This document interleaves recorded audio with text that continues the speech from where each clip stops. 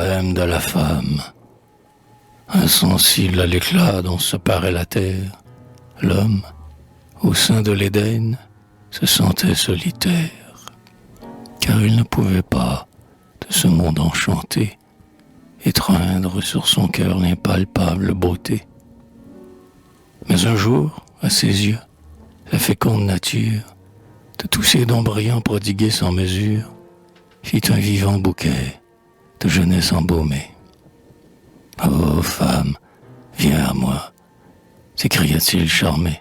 « Femme, Dieu n'eût rien fait s'il n'eût fait que la rose.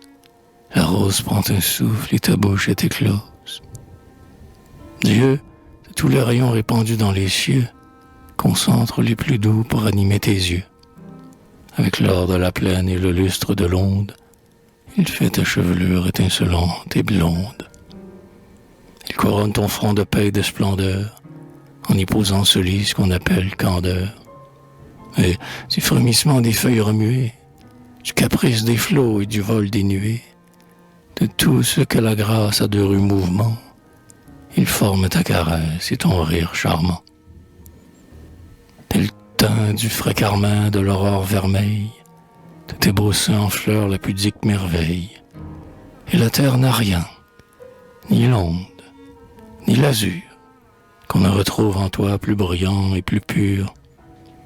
C'est ainsi qu'objet d'une éternelle ivresse, comme un monde d'amour, l'homme en ses bras la presse, et que reconnaissant ta tendre royauté, femme, il adore en toi l'idéale beauté.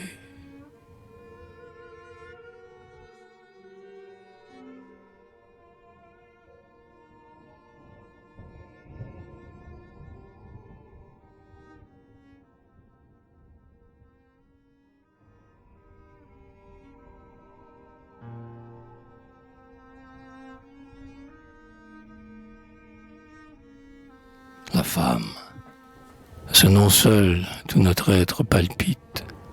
Notre âme se dilate et le cœur bat plus vite. Elle est l'aimable objet de nos émotions, le principe et le prix des grandes actions. Qu'elle soit fille, sœur, épouse, amante, mère, plus que tous les trésors, la femme nous est chère. Source du seul bonheur qui soit notre vrai bien.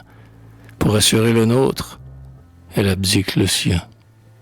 Et toujours on la voit courir au sacrifice, dû se briser son cœur noble complice. Enfin, quand vers le ciel elle a pris son essor, sa tendresse survie nous protège encore, car son âme sans doute habite les étoiles, dont le ciel s'illumine alors qu'il est sans voile, et dont les longs regards semblent dire aux rêveurs: dors, je veille sur toi. Je suis l'ange sauveur. Dieu voulut nous donner à la fois dans la femme, pour toutes nos douleurs, un céleste dictame, une compagne aimante, et dont le dévouement fut à l'homme un soutien dans son accablement. Un appui doux et sûr à tout être débile, à tous les cœurs blessés un consolant asile. Le repos et la paix à celui qui les perd, et noisé sans fin dans l'aride désert.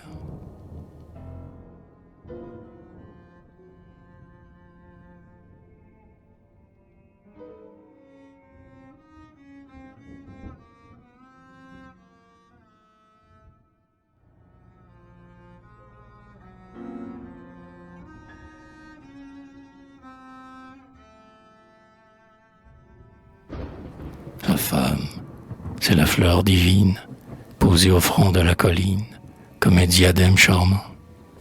C'est la couronne de la vie, c'est le printemps qui nous convie à son plus tendre enchantement. C'est la bienfaisante rosée, rendante à la plante épuisée, et son arôme et sa fraîcheur. C'est l'aube en sa clarté première, changeante en perles de lumière, ô nuit, tes perles de blancheur. C'est le soupir, la laine pure, ce ruisseau mêlant son murmure au bruissement du rameau. C'est la caressante liane que berce un souffle diaphane. C'est le lierre embrassant l'ormeau. C'est l'étoile oriente éclaire, l'astre adoré qui nous éclaire et que la main de Dieu conduit. C'est Zéphyr qui prend sur son aile et porte à la voûte éternelle l'encens virginal de la nuit. Elle est la source où l'homme puise, le flot d'amour qui cicatrise les blessures de la douleur. Rayon de joie et d'espérance, filtre qui guérit la souffrance, c'est ton chef-d'œuvre, ô Créateur.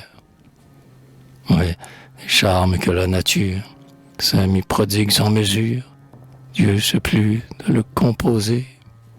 Il mit dans sa voix une lyre, une rose dans son sourire, une flamme dans son baiser.